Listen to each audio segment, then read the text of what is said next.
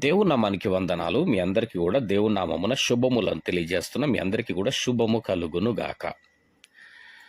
ఈ మధ్య కాలంలో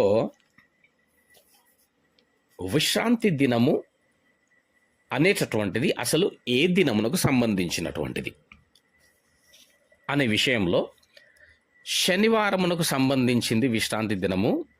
కాబట్టి ఆదివారమున మీరు విశ్రాంతి దినాన్ని పాటిస్తున్నారు గనుక మీరు నరకానికి వెళతారు. ఏమండి, శనివారమే విశ్రాంతి దినము, ఆదివారము ఎందుకు పాటిస్తున్నారు, ఆదివారం ఆ విధంగా విశ్రాంతి దినంగా పాటించొద్దు అనేటటువంటి మాటలను కొంతమంది సేవకులు చెబుతూ భయభ్రాంతులకు విశ్వాసులను గురి చేస్తున్నట్టుగా మనం చూడొచ్చు. అయితే నేరుగా మనము వాక్యంలోనికి వెళ్దాం. నిర్గమకాండము ఎక్కడుంది? ఇది క్రైస్తవునికి వారమునకు ఒక దినమున సంఘమునకు వెళ్ళాలా అనేటటువంటిది ఆజ్ఞ కాదు, ఆజ్ఞ లేదు.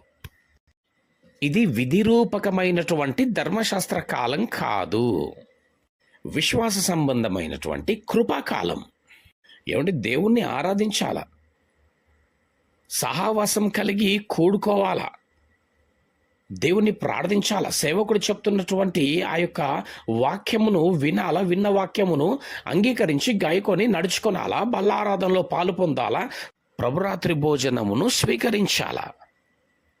అయితే మరి ఎక్కడుందండి ఈ విశ్రాంతి దినమును గూర్చి అనేసంటే మనం మొదట నిర్గమకాండముకు వెళ్దాం. నిర్గమకాండము 20వ అధ్యాయము 8వ వచనము. విశ్రాంతి దినమును పరిశుద్ధముగా ఆచరించుటకు జ్ఞాపకముంచుకొనుము. 6 దినములు నీవు కష్టపడి నీ పని అంతయు చేయవలెను. 7వ దినము నీ దేవుడైన యెహోవాకు విశ్రాంతి దినము. దానిలో నీవైనను, నీ కుమారుడైనను, నీ కుమార్తె అయినను, నీ దాసుడైనను, నీ దాసి అయినను, నీ పశువైనను, నీ ఇండ్లలోనున్న పరదేశి అయినను ఏమియు చేయకూడదు. ఇలాగా యేసు కూడా యూదుల ప్రార్థనా మందిరంలో శనివారమున బోధించినాడు గనుక యూదుల ధర్మశాస్త్ర ప్రకారంగా యేసు గాని, యూదులు గాని, అపోస్తులు గాని శనివారం దేవుణ్ణి ఆరాధిస్తే మనమెందుకు శనివారం కాకుండా ఆదివారం నాడు ఎందుకు ఆరాధిస్తున్నాము అనేటటువంటిది ప్రశ్న. ఏమంటే సమస్తమును సృష్టించిన తరువాత 7వ దినమున విశ్రమించినాడు దేవుడు అన్నట్టుగా ఆదికాండము 2వ అధ్యాయం 2వ వచనంలో మనం చూస్తాం. అసలు అనంతుడాయన, అద్వితీయుడాయన, విశ్రాంతి అవసరం లేదాయనకి. అద్వితీయుడైనటువంటి దేవుడై ఉన్నాడాయన, విశ్రాంతి అవసరం లేదు. కానీ ఎందుకు విశ్రాంతి నొందవలసి వచ్చింది అంటే ఒకసారి మార్కు సువార్త 2వ అధ్యాయం 27వ వచనమును మనం గమనిద్దాం. మరియు విశ్రాంతి దినము మనుషుల కొరకే నియమింపబడెను గాని మనుషులు విశ్రాంతి దినము కొరకు నియమింపబడలేదు. అందువలన మనుష్య కుమారుడు విశ్రాంతి దినమునకు ప్రభువైయున్నాడని వారితో చెప్పెను. ఎవరు విశ్రాంతి దినమునకు ప్రభు అయి ఉన్నాడండి? మనుష్య కుమారుడి మాట జ్ఞాపకం పెట్టుకోవాలా. మనుష్య కుమారుడు అనగా క్రీస్తు యేసు విశ్రాంతి దినమునకు ప్రభువై ఉన్నాడని వారితో చెప్పెను. ఏమండి, ఈ విశ్రాంతి దినం మనుషుల కొరకే నియమింపబడను కానీ మనుషులు విశ్రాంతి దినం కొరకే నియమింపబడలే. కొట్లాడకండి, విభేదాలు తెచ్చుకొనకండి, ఆటంకపరచుకొనకండి, వాదములు వితండవాదములు పెట్టుకొనకండి. అంటే ఈ విశ్రాంతి దినము మనుషుల కొరకే కానీ దేవుని కొరకు కాదు. ఈ విశ్రాంతి దినమున మనుషులు దేవుని కొరకు ఆలోచించడానికి, ఆరాధించడానికి అవకాశం ఉంటుందని దేవుడు నియమించినాడు. జాగ్రత్త గమనించండి. పాత నిబంధన యొక్క ధర్మశాస్త్ర ప్రకారం దేవుని యొక్క ఇష్టాన్ని నెరవేర్చడానికి విశ్రాంతి దినం అవసరమైంది. అయితే ధర్మశాస్త్ర ప్రకారం విశ్రాంతి దినమును ఆచరించని ప్రకారము పాపములో పడవేయవలసి వస్తుంది, శిక్షింపబడవలసి వస్తుంది అని యెహెజ్కేలు 9వ అధ్యాయము సంఖ్యాకాండంలో కూడా వ్రాయబడింది. అయితే ఇక్కడ గమనించవలసినటువంటి విషయం ఏంటి అనేసి అంటే, మన యేసుక్రీస్తు ప్రాయశ్చిత్త మూలముగా ధర్మశాస్త్రం ఆచరింపవలసిన అవసరం ఎంత మాత్రం లేదు. ఏమండి, మళ్ళీ మన యేసుక్రీస్తు ప్రాయశ్చిత్త మూలముగా ధర్మశాస్త్రము ఆచరింపవలసినటువంటి అవసరము ఎంత మాత్రం లేదు. చూద్దాం ఒకసారి. రోమా 6వ అధ్యాయంకి వెళ్దాం. రోమా 6వ అధ్యాయం 14వ వచనం నుంచి చూద్దాం ఒకసారి. మీరు కృపకే గాని ధర్మశాస్త్రమునకు లోనైన వారు కారు గనుక పాపము మీ మీద ప్రభుత్వం చెయ్యదు. విశ్రాంతి దినమును ఒకవేళ ఆచరింపకపోతే పాపంలో పడేయాల్సి వస్తుంది, మీరు శిక్షింపబడతారు అనే కదా. ఇక్కడ ఏం చెప్తా ఉన్నది వాక్యము? మీరు కృపకే గాని, ఏమండి, ధర్మశాస్త్రమునకు లోనైన వారు కారు గనుక పాపము మీ మీద ప్రభుత్వము చేయదు. అట్లైన ఎడల కృపకే గాని ధర్మశాస్త్రమునకు లోనగు వారము కామని పాపము చేయుదుమా? అదెన్నటికి కూడదు. లోబడుటకు దేనికి మిమ్మును మీరు దాసులుగా అప్పగించుకొందురో, ఇది బాగా అర్థం చేసుకోవాలా. లోబడ్డానికంటే మీరు దేనికైతే లోబడాలనుకుంటున్నారో, లోబడుటకు దేనికి మిమ్మును మీరు దాసులుగా అప్పగించుకొందురో. ఒకవేళ ధర్మశాస్త్రానికి అప్పగించుకుందాం అనుకుంటారా, కృపకు అప్పగించుకుందాం అనుకుంటున్నారా? అది చావు నిమిత్తముగా పాపముకే గాని నీతి నిమిత్తముగా విధేయతకే గాని దేనికి మీరు లోబడుదురో దానికే దాసులగుదురని మీరెరుగరా?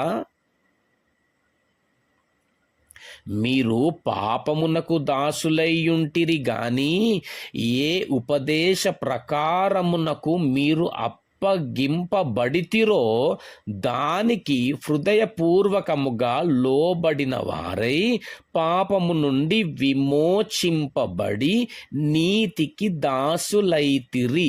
ఇందుకు దేవునికి స్తోత్రము. ఇక్కడ మీరు ధర్మశాస్త్రమునకు లోనగు వారు కారు గనుక పాపం మీ మీద ప్రభుత్వం చేయదు. విశ్రాంతి దినము మన యేసుక్రీస్తు యందు నెరవేర్చబడినది. ఆయననే మన విశ్రాంతి, ఆయనే మన ధర్మశాస్త్రము. మనకు ధర్మశాస్త్రము నెరవేర్చవలసిన అవసరత లేదు. మీరు విశ్రాంతి దినాన్ని ఆచరించి ధర్మశాస్త్రాన్ని నెరవేర్చాలనే గనక అనుకుంటే ధర్మశాస్త్రమునకు లోబడిన వారు అవుతారు, క్రీస్తుకు లోబడిన వారు కారు. ఆ ధర్మశాస్త్రము మిమ్మును నీతిమంతులుగా తీర్చదు. దేవునామానికి స్తోత్రం. అందుకే 17వ వచనం జాగ్రత్తగా గమనించండి. మీరు పాపమునకు దాసులై ఉంటిరి గాని ఏ ఉపదేశ ప్రకారమునకు మీరు అప్పగింపబడితిరో దానికి హృదయపూర్వకముగా లోబడిన వారై పాపము నుండి విమోచింపబడి నీతికి దాసులైతిరి. ఎవరి ద్వారా? క్రీస్తు యేసు ప్రభుల ద్వారా.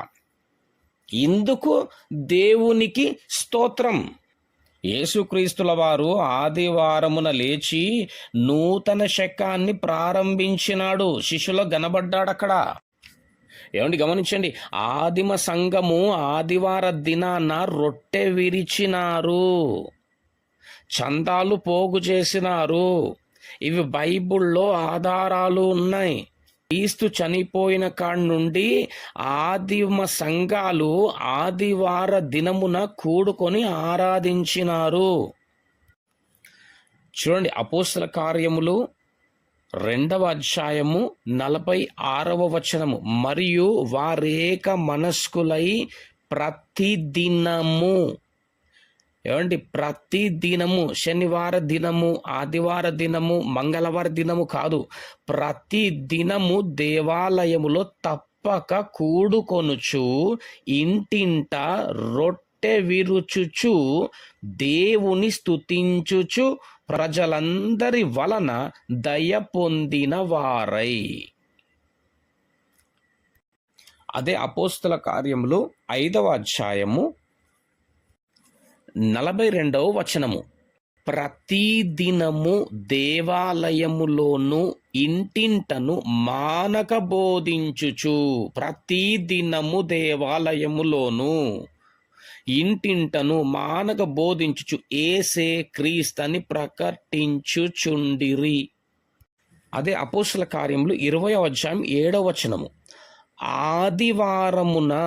ఆదివారమున మేము రొట్టె విరుచుటకు కూడినప్పుడు పౌలు మరునాడు వెళ్ళనయ్యుండి వారితో ప్రసంగించుచు అర్ధరాత్రి వరకు విస్తరించి మాటలాడుచుండెను. దేవునామానికి స్తోత్రములు. ఇలాగా ఆదిమ సంఘము ఆదివార దినాన రొట్టె విరిచినారు, చందాలు పోగు చేసినారు, దేవుని ఆరాధించినారు, అనేకులను సంఘమందు చేర్చినారు. క్రీస్తు చనిపోయిన కాడి నుండి ఆదిమ సంఘము ఆదివార దినమున కూడుకొని ఆరాధించినారు. క్రైస్తవులు సంఘాలుగా కూడుకోవాలా. ఏదో ఒకరోజు కూడుకోవడం అనేటటువంటిది సంఘస్థుల ఆత్మీయ జీవితానికి తప్పనిసరి. ఆ ఒక రోజు ఆదివారానికి మించినది ఏముంటుందండి? అందుకే మనం ఆదివార దినమున కూడుకుంటున్నాం. తప్పేముంది? అంతేగాని విశ్రాంతి దినము ఆదివారం కాదు, క్రైస్తవులు విశ్రాంతి దినం పాటించకూడదు ఎందుకంటున్నారు? చూద్దాం ఒకసారి. మొదట దేవుడు యూదులకు ఇచ్చినటువంటి 10 ఆజ్ఞల్లో 9 ఆజ్ఞలు పునఃస్థాపింపబడ్డాయి. అవేంటి అనేసి అంటే మార్కు సువార్త 12వ అధ్యాయం 30వ వచనం. నీవు నీ పూర్ణ హృదయముతోను, ఏమండి యేసు ప్రభుల వారు ఇచ్చినటువంటి ఆజ్ఞలు చూద్దాం. ఏమండి, నీవు నీ పూర్ణ హృదయముతోను, నీ పూర్ణ ఆత్మతోను, నీ పూర్ణ వివేకముతోను, నీ పూర్ణ బలముతోను నీ దేవుడైన ప్రభువును ప్రేమింపవలెనని ననునది ప్రధానమైన ఆజ్ఞ. ఏందండి ప్రధానమైన ఆజ్ఞ? ఏందండి ఇక్కడ? నీ పూర్ణ హృదయముతోను, నీ పూర్ణాత్మతోను, నీ పూర్ణ వివేకముతోను, నీ పూర్ణ బలముతోను నీ దేవుడైన ప్రభువును ప్రేమింపవాలన్నది ప్రధానమైన ఆజ్ఞ. రెండవది ఏంది? నీవు నిన్ను వలె నీ పొరుగు వానిని ప్రేమింపవలెనన్నది రెండవ ఆజ్ఞ. వీటికంటే ముఖ్యమైన ఆజ్ఞ మరేదియూ లేదని. ఎంత తేటగా ఉందండి, క్లియర్గా ఉంది కదా. ఏమండి, వీటికంటే ముఖ్యమైన ఆజ్ఞ మరేదియో లేదని అతనితో చెప్పాను. దేవునికి స్తోత్రం. విశ్రాంతి దినము శనివారమే గుడికి వెళ్ళాలా? ఆదివారం గుడికి వెళ్ళకూడదు, ఆదివారం కూడుకోవద్దు. ఒకవేళ శనివారం కనుక కూడుకోకుండా ఆదివారం కూడుకుంటే పాపములు పడిపోతారు, నరకానికి పడిపోతారు, దేవుని ఉగ్రతకు చోటిస్తారు, దేవుని ఉగ్రత పాలవుతారు. ఏంటండి? దేవుని నామానికి వందనాలు. ఏమండి, వీటికంటే ముఖ్యమైన ఆజ్ఞ మరేదియూ లేదని అతనితో చెప్పాను. మత్తయి సువార్త 18వ అధ్యాయం 19వ వచనం చూద్దాం. మరియు మీలో ఇద్దరు తాము వేడుకొను దేనిని గూర్చి అయినను భూమి మీద ఏకీభవించిన ఎడల అది పరలోకమందున్న నా తండ్రి వలన వారికి దొరుకునని మీతో చెప్పుచున్నాను. 20వ వచనం. ఏలయనగా 2-3 నా నామమున ఎక్కడ కూడియుందురో అక్కడ నేను వారి మధ్యన ఉందునని చెప్పాను. ఏంటండి, శనివారమే వెళ్ళాలా, ఆదివారం అట్లా వెళ్ళకూడదు, వెళితే పాపం చేసిన వారు అవుతారు, ఆజ్ఞను అతిక్రమించిన వారు అవుతారు, నరకానికి వెళతారు. ఏంటండి ఇక్కడ ఏముందండి? దేవుడు ఆజ్ఞ ఏం మాట్లాడుతున్నాడు, ఏం మాటిస్తున్నాడు ఆయన? ఎక్కడైతే 2-3 కూడిన నామమందంతే, యేసు నామములో ఎక్కడ కూడి ఉంటారో అక్కడ ఆయన సన్నిధి ఉంటే, ఆయన ప్రసన్నత, ఆయన ఉంటానని చెప్తున్నాడు. ఆయన వారి మధ్యన నేను ఉంటా. దేవుని నామానికి స్తోత్రములు. చూద్దాం రోమ 13:9 కూడా చూద్దాం. ఎలాగనగా వ్యభిచరింపవద్దు, ఏంటి ఆజ్ఞలండి, నరహత్య చేయవద్దు, దొంగిలవద్దు, ఆశింపవద్దు అనునవియు మరి ఏ ఆజ్ఞ అయినా ఉన్న ఎడల ఇంకేదైనా ఉన్నది అని అంటే అన్నమాట అర్థం. అదియు నిన్ను వలె నీ పొరుగువాన్ని ప్రేమింప వలె నన్ను వాక్యములో సంక్షేమముగా ఇమిడియున్నది. ఆ, మళ్ళీ చెప్పాలా? శనివారమే ఏమండి విశ్రాంతి దినము, ఆదివారం విశ్రాంతి దినం కాదు, కాబట్టి ఆదివారం దినమున మీరు కూడుకోవద్దు. కూడుకుంటే నరకానిక, కూడుకుంటే పాపం చేసిన వారమా? లేదు లేదు, ఇక్కడేంటి మళ్ళీ చదువుతున్నాను వినండి. ఎలాగనగా వ్యభిచరింపవద్దు, నరహత్య చేయవద్దు, దొంగిలవద్దు, ఆశింపవద్దు, అనునవియు మరి ఏ ఆజ్ఞ అయినా ఉన్న ఎడల, ఇంకేదైనా ఉంది అని అంటే అదియు ఏందంటే, నిన్ను వలని పొరుగు వానిని ప్రేమింపవలె నన్ను వాక్యములో సంక్షేమముగా ఇమిడి ఉన్నది. గనుక మనం పొరుగు వానిని ప్రేమించిన ఎడల ఆ ఒక్క విశ్రాంతి దినము మినహా ధర్మశాస్త్రం అంతయు నెరవేర్చినట్లే. ఆ విశ్రాంతి దినమును ఆచరించుట అనేది క్రొత్త నిబంధనలో ఎక్కడా కనబడదు. ఏమండి అదేంటండి కనబడదు అంటారు అని అంటారా? చూద్దాం, మత్తయి సువార్త 12:8 ఒకసారి వెళ్దాం. కాగా మనుష్య కుమారుడు అనగా యేసుక్రీస్తు ప్రభువు వారండి. కాగా మనుష్య కుమారుడు విశ్రాంతి దినమునకు ప్రభువయ్యున్నాడనెను. ఏమండి, మనుష్య కుమారుడు విశ్రాంతి దినమునకు ప్రభువు అయ్యున్నాడు. ఇప్పుడు రోమా 6:14 మరి ఒకసారి మనం చదువుకుందాం. మీరు కృపకే గాని ఏమండి ధర్మశాస్త్రమునకు లోనైన వారు కారు గనుక పాపము మీ మీద ప్రభుత్వము చేయదు. ధర్మశాస్త్రము నియమించినటువంటి, శాసించినటువంటి విశ్రాంతి దినమును పాటించకపోతే, చెయ్యకపోతే ఏమండి పాపము చేసిన వారవుతారు, నరకములో పడతారు. ఇవన్నీ కూడా మన పైన ప్రభుత్వం చేయవు. ఎందుకు అనేసంటే మనము కృపకే గాని ధర్మశాస్త్రమునకు లోనైన వారము కాదు కూడదు అనేసి అంటే గనక మీరు విశ్రాంతి దినాన్ని ఆచరించి ధర్మశాస్త్రాన్ని నెరవేర్చాలా అనుకుంటే గనక ధర్మశాస్త్రమునకు లోబడిన వారు అవుతారు, క్రీస్తుకు లోబడిన వారు గారు. విశ్రాంతి దినము మన యేసు క్రీస్తు యందు నెరవేర్చబడింది, అయిపోయింది, నెరవేర్చబడింది. ఆయనే మన విశ్రాంతి. ఇప్పుడు యేసు ప్రభువే, ఆయనే మన ధర్మశాస్త్రం ఇప్పుడు. కాబట్టి మనం ధర్మశాస్త్రాన్ని నెరవేర్చవలసినటువంటి అవసరం లేదండి. కొంతమంది పౌలు గారిని చూపిస్తూ మాట్లాడుతూ ఉంటారు. పౌలు గారు క్రీస్తు యేసు వారిని అంగీకరించక ముందు ఎట్టి పరిస్థితిలోనూ ధర్మశాస్త్రాన్ని అతిక్రమించలేదు అని. పౌలు గారు ప్రతి విశ్రాంతి దినాన వాక్యం ప్రసంగిస్తూ వచ్చాడని వాక్యం రాయబడి ఉంటే చూడండి, పౌలు గారు విశ్రాంతి దినాన్ని ఎంత జాగ్రత్తగా పాటిస్తున్నాడో అని పౌలు గారిని చూపిస్తూ ఉంటారు. ఇక్కడ అపోస్తుల కార్యములు 18:4 వెళ్దాం ఒకసారి ఏం జరిగిందో. అతడు ప్రతి విశ్రాంతి దినమున సమాజ మందిరములో తర్కించుచు ఎవరితో? యూదులను, గ్రీసు దేశస్థులను ఒప్పించుచు నుండెను. అదే 17:11 మీరు తెస్సలోనికలో ఉన్న వారి కంటే గనులై ఉండిరి గనుక ఆసక్తితో వాక్యమును అంగీకరించి పౌలును సీలయును చెప్పిన సంగతులు అలాగున్నవో లేవో అని ప్రతి దినమును లేఖనములు పరిశోధించుచు వచ్చిరి. ఇక్కడ యూదులను, గ్రీసు దేశస్థులను ఒప్పించుచుండెను అని ఉంది.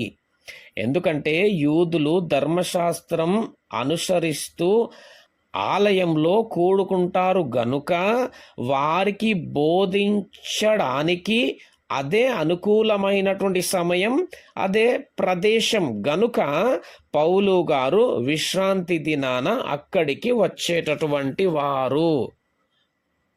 పౌలు గారు ఎక్కడికి వెళ్ళినా సరే ఆ చుట్టుపక్కల సమాజ మందిరం ఉందేమో అని చూసి మరీ వెతికి అక్కడికి వెళ్ళి యూదులతో తర్కిస్తూ ఒప్పిస్తుండేవాడు. కేవలం యూదులను ఒప్పించడానికే సమాజ మందిరానికి వెళ్ళినాడు అని స్పష్టంగా రాసుంది, గమనించండి. గనుక ప్రియమైనటువంటి వారలారా, విశ్రాంతి దినము శనివారమనో ఆదివారమనో ఆ వారమునకు ఒక్కమారు మందిరానికి వెళ్ళాలనో సంఘంగా కూడుకొనాలనో ఏ విధమైనటువంటి అట్టి ఆజ్ఞ లేదు. ఈ నూతన నిబంధన కృపాకాలమును బట్టి గనుక ఎవరైనా శనివార దినము మాత్రమే విశ్రాంతి దినము, ఆదివార దినం కాదు మీరు కూడుకొనొద్దు అంటూ సంఘమును కలవరపరిచేటటువంటి భయభ్రాంతులకు గురి చేసేటటువంటి వారు ఎవరైనా మీ యొద్దకు వస్తే చేర్చుకొనకండి. ఆదివారము సంఘముగా కలిసి కూడుకోవడంలో ఎలాంటి తప్పు లేదు, అది పాపము కాదు. ఇది విధిరూపకమైనటువంటి ధర్మశాస్త్ర కాలం కాదు, సమాధానంతో కూడినటువంటి కృపకాలము గనుక కుటుంబమా సంఘమా సమాధానముతో ఉండండి. ధర్మశాస్త్రమును నెరవేర్చ వీలు లేదు. మన యేసుక్రీస్తు ప్రభుల వారు ధర్మశాస్త్రాన్ని నెరవేర్చినాడు.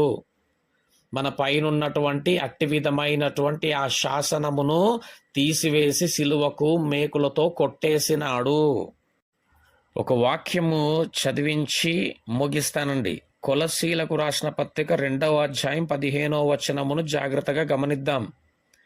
మరియు అపరాధముల వలనను శరీరమందు సున్నతి పొందక యుండుట వలనను మీరు మృతులైయుండగా దేవుడు వ్రాతరూపకమైన ఆజ్ఞల వలన మన మీద రుణముగాను మనకు విరోధముగాను నుండిన పత్రమును, ఏం పత్రం తెలుసా అండి?